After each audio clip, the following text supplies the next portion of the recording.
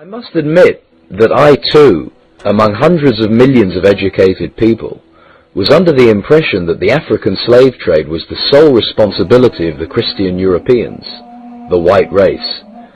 That is, until I started exploring the subject in greater depth, and especially after reading an incredibly enlightening book called The Legacy of Arab Islam in Africa by John Alambila Azuma.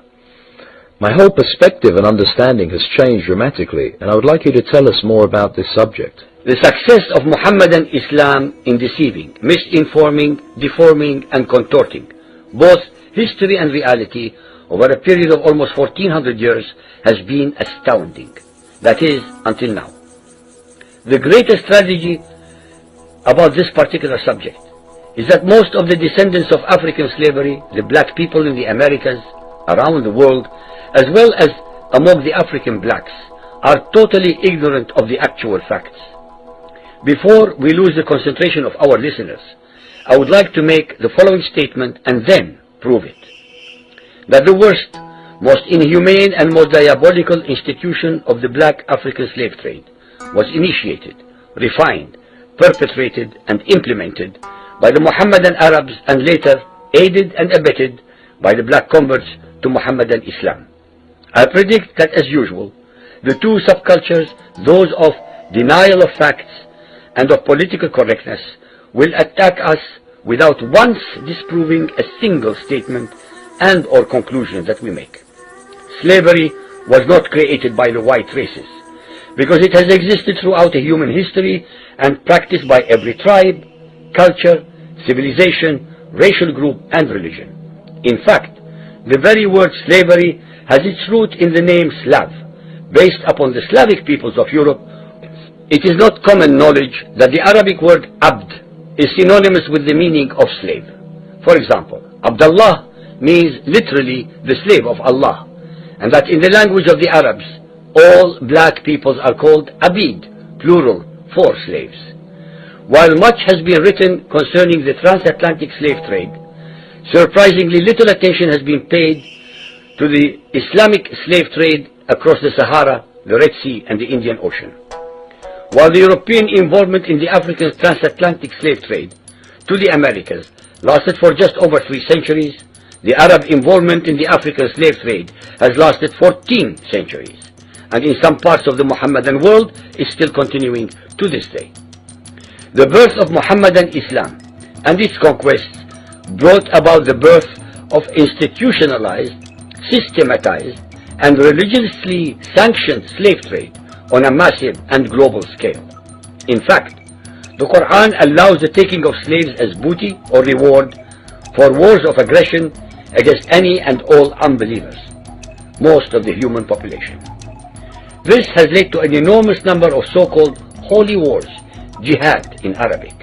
There was and is absolutely nothing holy about these wars, which are primarily to plunder, slaughter, rape, subjugate and rob other human beings of their wealth, produce, freedom and dignity.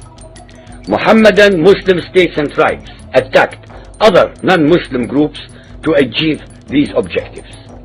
Although Islamic jurisprudence laid down regulations for the treatment of slaves, however, incredible and heinous abuses have occurred throughout the history of Mohammedan Islam. By the Middle Ages, the Arabic word abd was in general used to denote a black slave, while the word mamluk referred to a white slave. Ibn Khaldun, 1332 to 1406, the preeminent Islamic medieval historian and social thinker, wrote, "The Negro nations are, as a rule, submissive to slavery, because they have attributes that are quite similar to dumb animals." It should also be noted that black slaves were castrated based on the assumption that the blacks had an ungovernable sexual appetite. When the Fatimid Caliphate came to power in Egypt, they slaughtered all the tens of thousands of black military slaves and raised an entirely new slave army. Some of these slaves were conscripted into the army at age 10. From Persia to Egypt to Morocco, slave armies from 30,000 to up to 250,000 became commonplace. The Islamic slave trade took place across the Sahara Desert, from the coast of the Red Sea, and from East Africa across the Indian Ocean. The Trans-Sahara trade was conducted along 6 major slave routes. Just in the 19th century, for which we have more accurate records, 1.2 million slaves were brought across the Sahara into the Middle East, as well as a further 450,000 down the Red Sea and 442,000 from the East African coastal ports. That is a total of 2 million black slaves just in the 1800s. A comparison of the Islamic slave trade to the American slave trade reveals some extremely interesting contrasts. While 2 out of every 3 slaves shipped across the Atlantic were men, the proportions were reversed in the Islamic slave trade. 2 women for every man were enslaved by the Muslims. While almost all the slaves shipped across the Atlantic were for agricultural work, most of the slaves destined for the Muslim Middle East were for sexual exploitation as concubines, in harems, and for military service. While many children were born to the slaves in the Americas, the millions of their descendants are citizens in Brazil and the United States of today. Very few descendants of the slaves that ended up in the Middle East survive. While most slaves who went to the Americas could marry and have families, most of the male slaves destined for the Middle East were castrated, and most of the children born to the women were killed at birth. What is obscene about this whole subject is the Mohammedan, Muslim, and Arab culture of denial regarding their complicity in the African slave trade, as well as the ignorance of black Muslims about the reality of their past and present conditions. The statistics and reports above are based upon the logbooks kept at the African slave ports, ship logs, travelers' reports, eyewitness accounts, etc.